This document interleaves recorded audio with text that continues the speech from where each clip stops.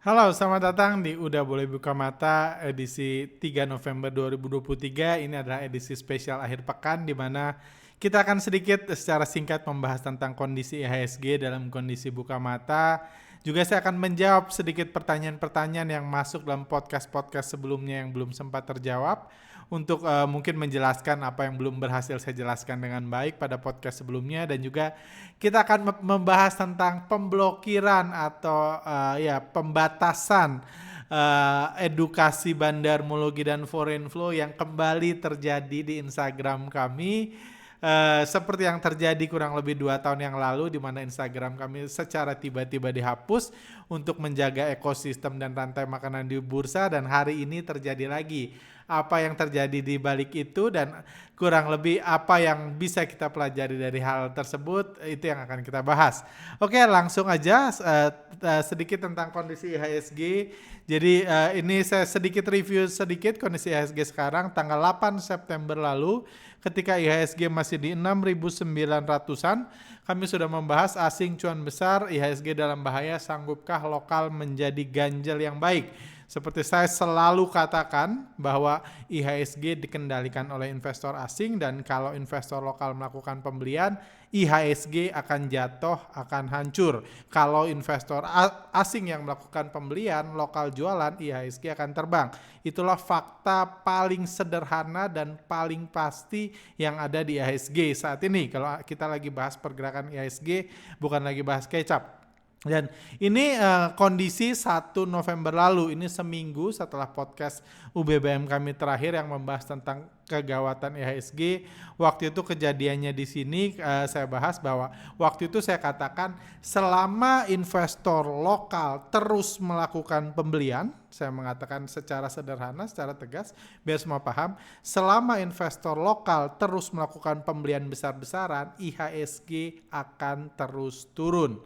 IHSG nggak akan naik-naik. Itu yang saya katakan secara jelas, dan tiba-tiba kami diserang luar biasa dari berbagai sisi.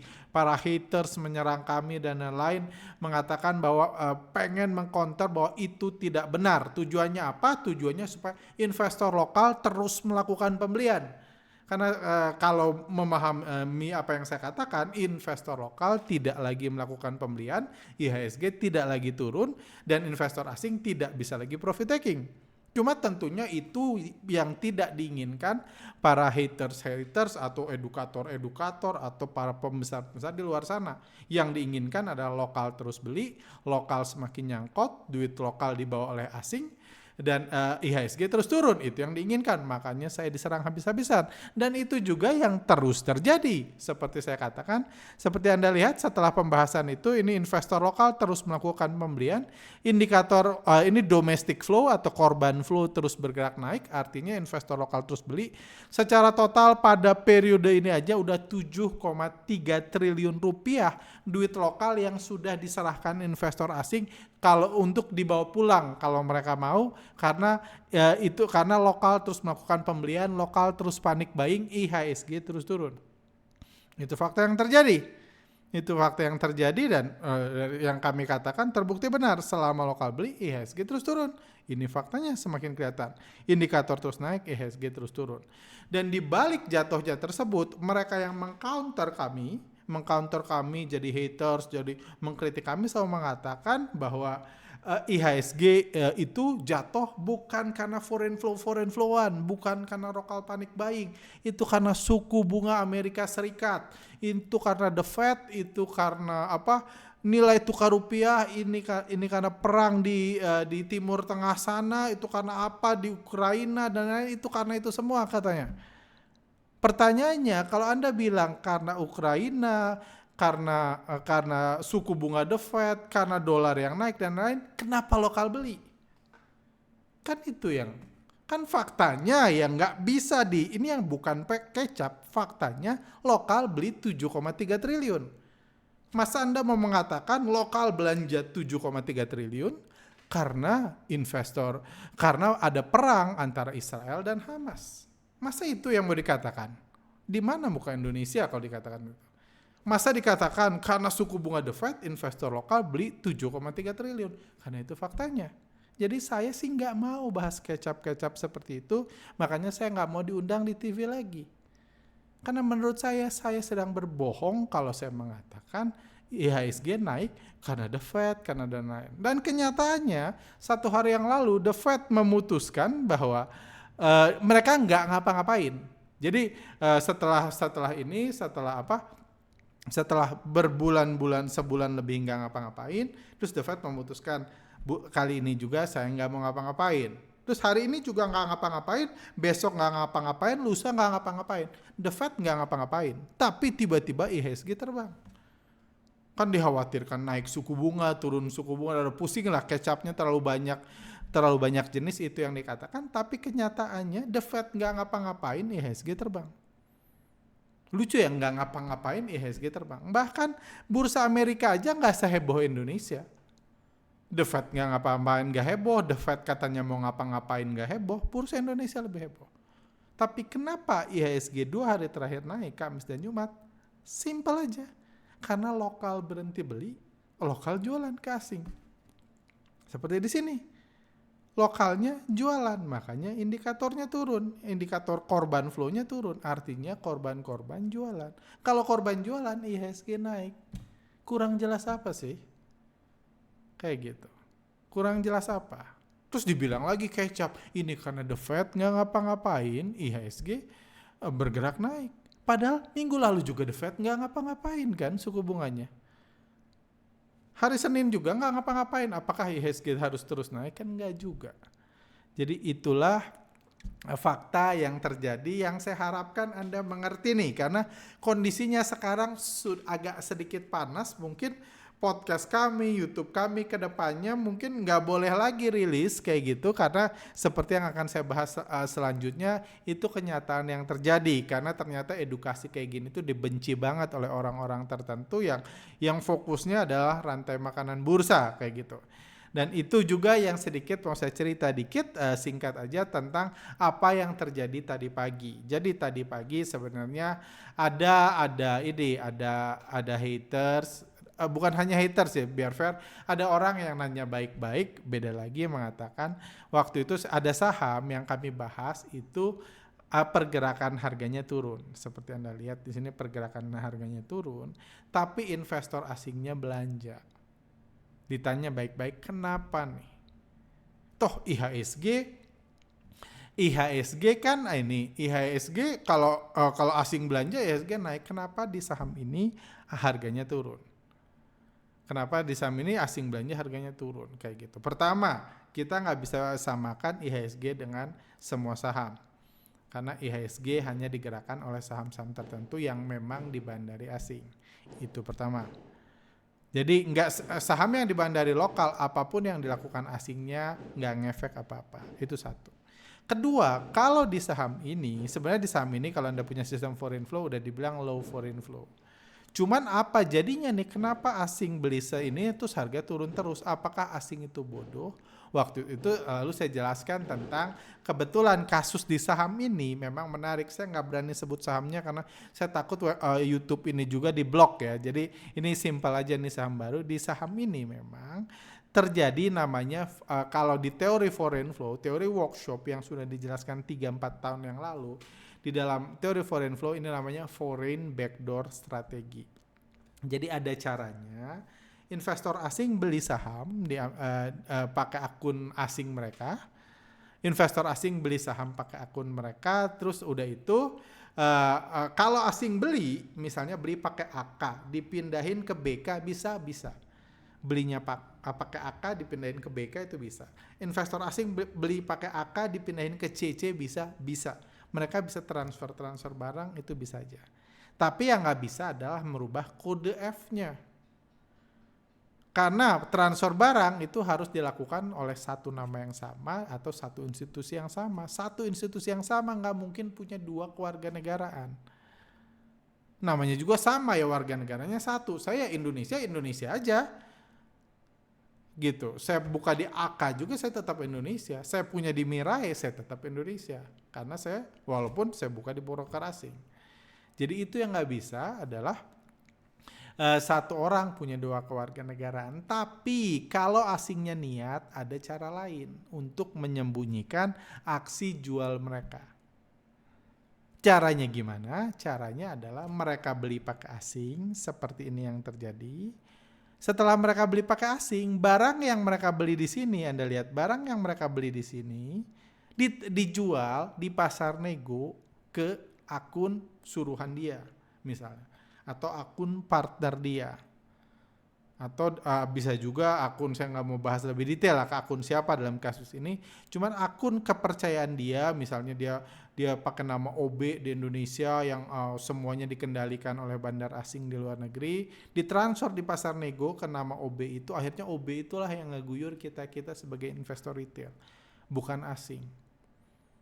Jadi itu bisa terjadi, ditransfer ke akun yang dia kendalikan, akun lokal, bukan ditransfer, dijual di pasar nego. Jadi kalau ditransfer itu nggak ada datanya, tapi nggak bisa rubah kewarganegaraan. F tetap F, D tetap D. Tapi kalau dijual pasar nego, dijual kan transaksi kan. Kalau dijual pasar nego ada datanya. Makanya udah dari 3-4 tahun yang lalu, bahkan sistem foreign flow kami juga mendeteksi pergerakan asing di pasar nego. Jadi kalau ada penjualan asing di pasar nego seperti ini, indikatornya kelihatan. Dan jadi ini ada indikator foreign flow seperti yang saya tunjukkan, ini ada indikator foreign dan nego.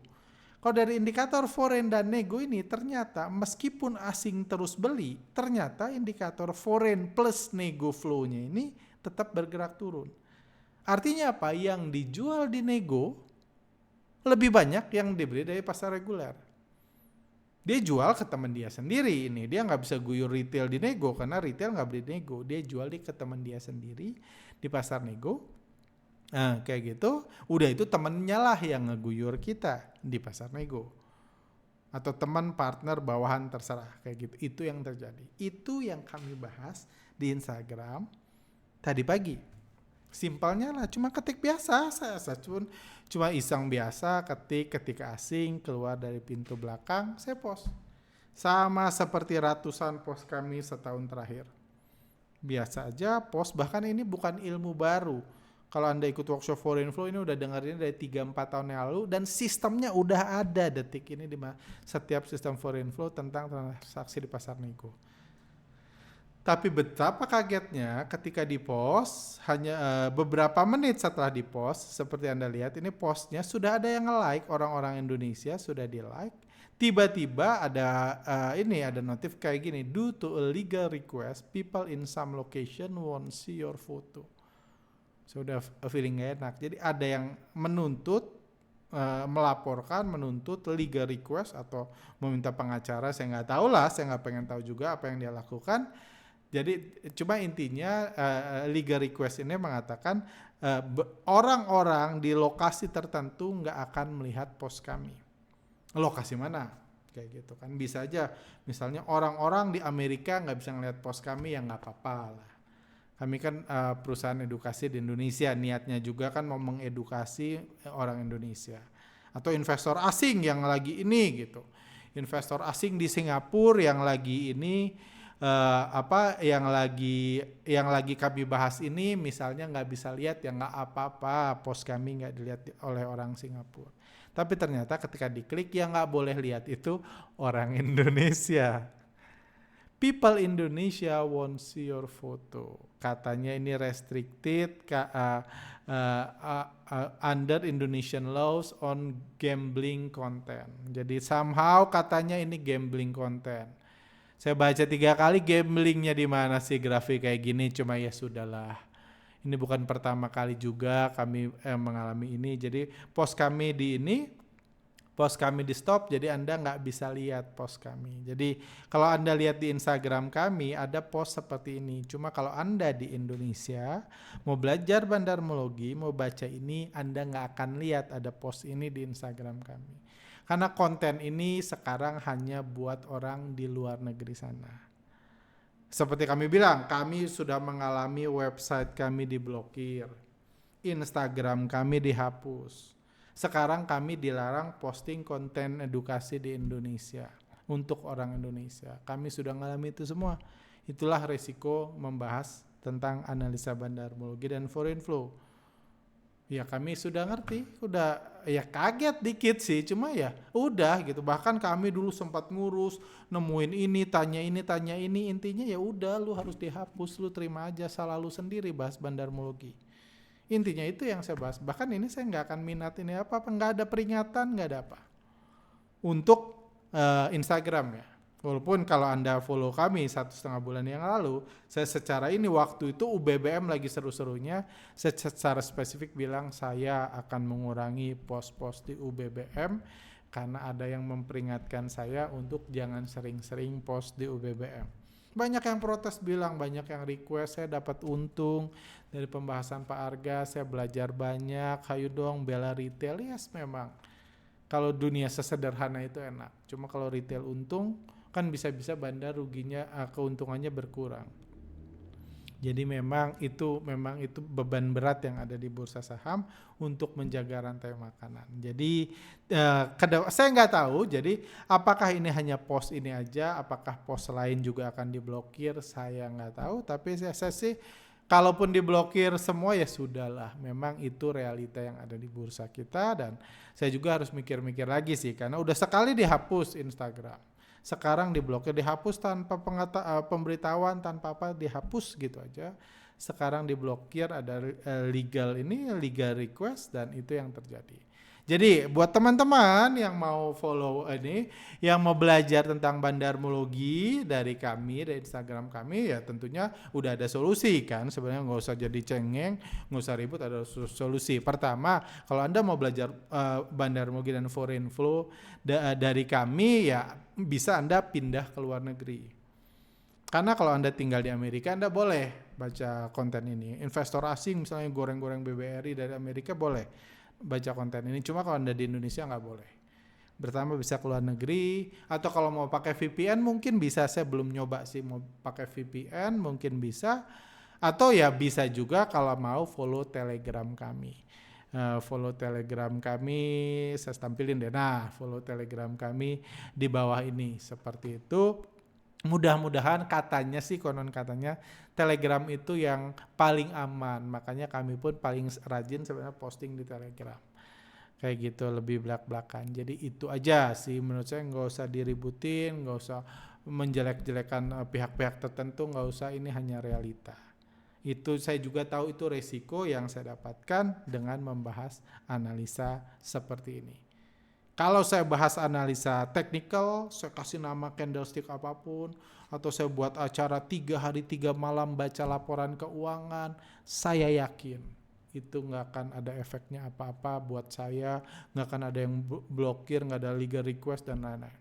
Bahkan dibantuin kali dipromosi, karena edukasi-edukasi seperti itu baik buat rantai makanan. Meningkatkan jumlah kualitas para pahlawan bursa di bursa kita. Seperti itu. Jadi kita sama-sama ngerti aja, nggak ada rasa marah di sini, hanya realita aja. Seperti itu. Dan sebenarnya kalau kita bahas, sejak pembahasan kami tentang beberapa minggu terakhir, memang serangan haters udah di mana-mana memang. Jadi nggak kaget juga gitu kan. Wah terlalu banyak omong, orang kayak gini lu dengerin aja, ketawain, jualan kelas belum laku ya bang. Kesimpulan Anda adalah komentar terbodoh yang pernah Anda lontarkan. Di mana-mana kami diserang. Lucu juga ya, padahal yang saya katakan cuman yang saya coba peringatkan cuman supaya jangan orang-orang Indonesia duitnya dibawa pulang semua oleh investor asing. Cuma itu kan yang saya edukasi. Saya bilang kalau lokal terus beli, IHSG terus turun, toh terbukti juga kan. Tapi begitu banyak yang membenci saya karena pembahasan seperti itu. Kayak gitu, padahal saya bilang kalau Anda mau beli juga silahkan, jadi ganjil yang baik, no problem kan, bagus-bagus aja kayak gitu. Cuma ya itu realita, kita terima aja, kita dewasa, namanya bisnis memang seperti itu, harus ada yang menang, harus ada lebih banyak yang kalah, dan mungkin kedepannya akan lebih banyak lagi yang kalah. Seperti itu. Oke, sedikit aja saya bahas pertanyaan-pertanyaan yang baik-baik, yang itu nggak usah saya respon. Logika kok nggak masuk Pak Arga? Harusnya kalau mau untung asing jual di harga tinggi. Nah kalau udah turun tapi asing masih jualan itu namanya cut loss. Dan sebaliknya Bukankah emang sudah seharusnya kalau lagi murah kita beli? Jadi penjelasan harga belum ketangkap nih sama otak saya. Oke, saya jelaskan singkat ya kayak gitu. Pertanyaannya pertama, kenapa asing jualan di harga di bawah sini asing jualan? Karena waktu itu ditanya di sini, kenapa asing jualan pas IHSG murah? Kenapa asing nggak jualan pas IHSG di atas aja? Jawabannya asing jualan. Ini kan saya udah berkali-kali bilang, ini bukan kejadian satu hari. Asing jualan di bulan Agustus, di pertengahan Agustus, di bulan September. Di sini saya sudah peringatkan IHSG dalam bahaya, asing terus jualan. Jadi jangan bilang, jangan punya pandangan pendek bahwa asing cuma jualan di sini, itu namanya cut loss. Asing terus jualan. Dan pertanyaannya, kenapa dia jualan, bukankah ini cut loss? Kalau dia cut loss, dia kan tinggal berhenti jualan. Wong dia yang ngatur harga kok. Kan gitu, dia tinggal berhenti jualan ya nggak cut loss. Dia berhenti jualan, kalau dia berhenti jualan, IHSG nggak turun, kan selesai. Emang siapa yang maksa investor asing cut loss itu siapa? Kan nggak ada. Kayak gitu. Siapa yang maksa asing? Dia jualan karena pengen aja. Pertama karena dia pengen jualan. Kedua karena lokal masih mau terus ngasih duitnya ke mereka, kayak mereka ambil terus. Tadi berapa? 7,3 triliun yang sudah diambil ya karena itu. Pertama itu itu jadi ininya. Jadi asing bukan nggak jualan di atas, asing jualan terus di atas dan jualan juga di bawah. Makanya IHSG turun. Karena asing itu nggak bergerak sekali. Kenapa nggak sekali? Karena kalau saya punyanya 10 lot, saya boleh milih mau jual di sini, di sini, di sini, di sini, di sini, di sini. Kalau asing jualnya 5 juta lot. Kalau 5 juta lot nggak bisa sehari jual, lokalnya nggak sanggup. Jadi jualannya dikit-dikit, lama-lama, dan apalagi ketika lokal panik buying ya mereka jualnya tambah banyak. Dan nggak ada keharusan dia cut loss karena mereka yang ngatur harga. Kalau mereka rasa udah kemurahan ya naikin harganya. Kok harus dipaksa jual di bawah kalau mereka merasa kemurahan? Seperti itu. Terus pertanyaan yang sering muncul, bukankah sebaiknya kita itu saham blue chip, saham bagus, fundamental bagus, kalau turun beli aja. Asing jual justru waktunya beli. Bukankah seperti itu dibilang? Kalau nunggu asing beli terlambat ya silakan. Saya berulang kali mengencourage orang, kalau Anda mau jadi tuan rumah yang baik, kalau Anda mau jadi ganjal yang baik, mau membahagiakan investor asing, itu uang Anda, itu hak Anda, lakukan saja. Please lakukan. Saya sih happy dengan seperti itu, dengan edukator yang ngajarin, saya sih happy. Kayak gitu. Edukator kayak gitu saya jamin gak akan diblokir di Instagramnya, saya jamin. Kayak gitu. Dibilang murah beli aja, silahkan beli. Cuma satu hal. Kata murah itu baru bisa dikonfirmasi dia murah kalau kedepannya harga sahamnya digoreng. Murah di saham itu bukan harga berapa. Karena waktu di sini juga, kalau Anda bahas pembahasan kami, di sini pas misalnya saya ambil contoh BBRI, di sini pas di harga 5.400-an, 5.500-an, ini BBRI turun, saya bilang asing jualan besar, saya diketawain juga. Murah, asing jualan ya kesempatan, murah. Asing jualan kesempatan murah, tolol lu ngomong malah ikutin asing, itu tolol, ya silahkan. Ya di sini dibilang murah waktu itu kan. Kalau Anda lihat di sini kerasanya murah. Tapi asing jualan kan. Anda lihat di sini kerasanya murah. Asing jualan. Nggak apa-apa, mau belilah. Bukan cuma mau beli, banyak ribuan orang, mungkin belasan ribu atau puluhan ribu orang beli ketika asing jualan. Tapi Anda tahu kalau asing terus jualan, harga akan terus turun. Itu aja kan. Jadi Anda nggak bisa coba bilang ini kan tuh kan lokal di sini untung, dia beli di sini udah itu naik. Ya nggak bisa ngomong gitu dong. Karena lokal bukan cuman beli di sini. Harga nggak sampai sini kalau lokal cuma beli di sini. Lokal beli di sini, di sini, di sini. Semua ketika grafik ini turun, ini artinya lokal beli. Nggak bisa ngomong lokal cuma beli di sini. Kalau lokal cuma beli di sini, harga nggak akan ke sini. Kalau lokal nggak beli di sini, cuma beli di sini. Jadi itu yang harus Anda pahami tentang foreign flow. Makanya saya milih untuk ngikutin asing beli, baru saya beli. Kayak gitu, sesimpel itu. Jadi di sini boleh dibilang murah, di sini terserah mau bilang murah. Tapi saya pengennya kalau harga murah dan lokalnya cut loss, itu yang puluhan kali saya ajarkan.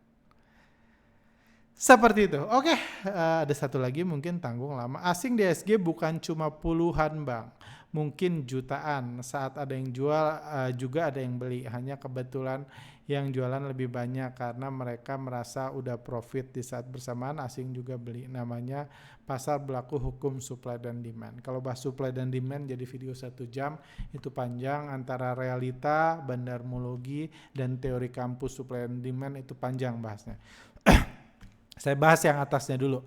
Asing bukan cuma puluhan, mungkin jutaan. Itu salah total. Siapapun yang mengatakan ke Anda asing itu jutaan, itu tolong di-unfollow aja. Itu orangnya, edukatornya asal ngomong kalau bilang asing jutaan di Indonesia. Orang asing jutaan di Indonesia betul.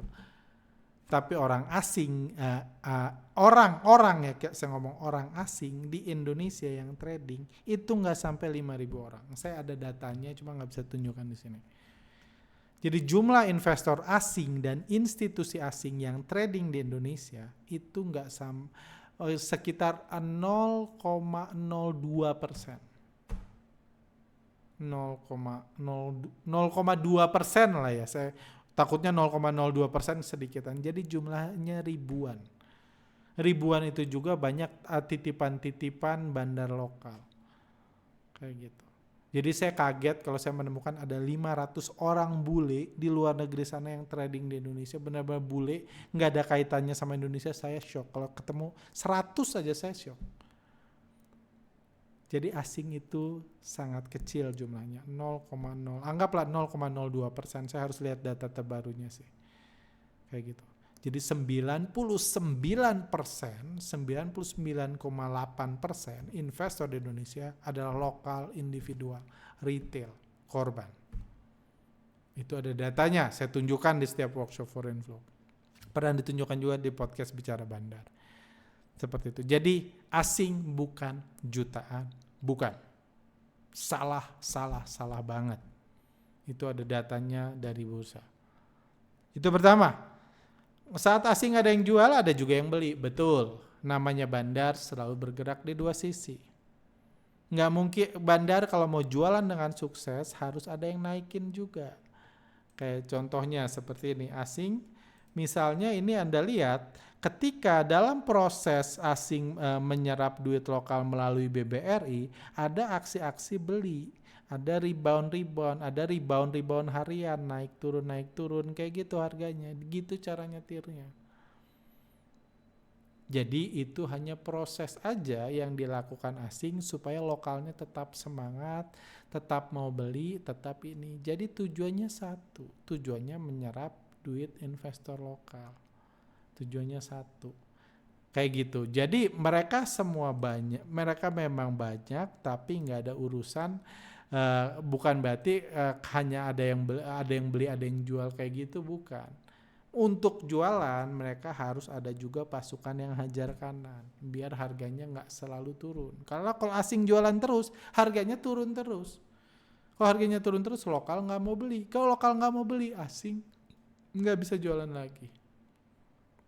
Tapi kalau sistem Foreign Flow bilang hari ini asing jualan 700 miliar. Itu artinya apa? Artinya terlepas dari asing ada yang beli, ada yang jual, hari itu duit yang diserap asing dari investor lokal, bukan dari asing lain ya, dari investor lokal itu 700 miliar. Itu faktanya.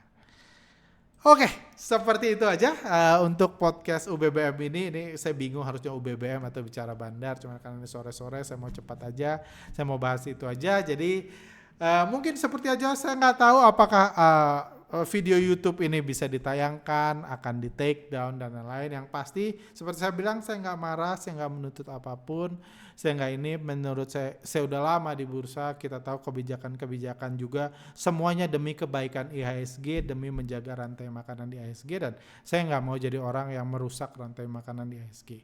Seperti itu. Jadi bagi para investor lokal yang nonton, haters dan lain-lain, semangat untuk terus jadi pahlawan bursa. Semangat terus untuk menjadi ganjal, menjadi tuan rumah yang baik, semangat terus. Dan doa saya selalu IHSG bisa naik setinggi mungkin dan semua pemain-pemain besar, orang-orang hebat di bursa semakin hebat ke depannya. Oke, sampai sini aja. See you next time.